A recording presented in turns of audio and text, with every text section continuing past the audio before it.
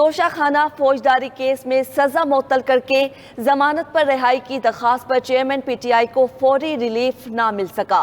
اسلام آباد high court نے وکیل الیکشن کمیشن کو آج دلائل مکمل کرنے کی ہدایت کرتے ہوئے سماعت ملتوی کر دی۔ اسلام آباد سے یہ رپورٹ دیکھیے۔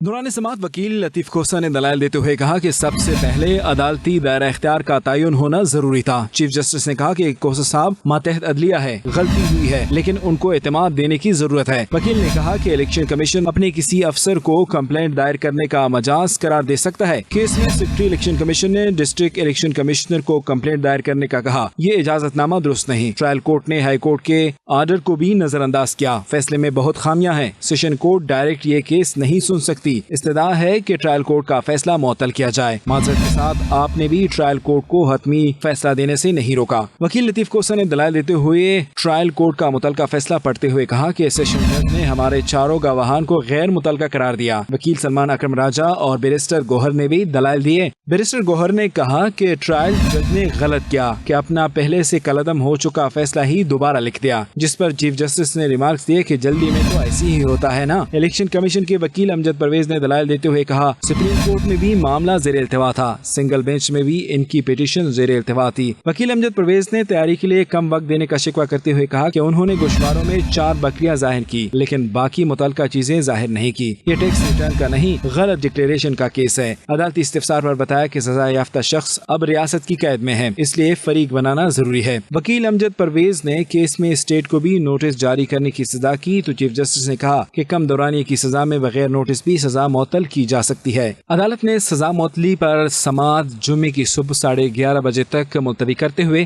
وکیل الیکشن کمیشن کو دلائل مکمل کرنے کی ہدایت کر دی۔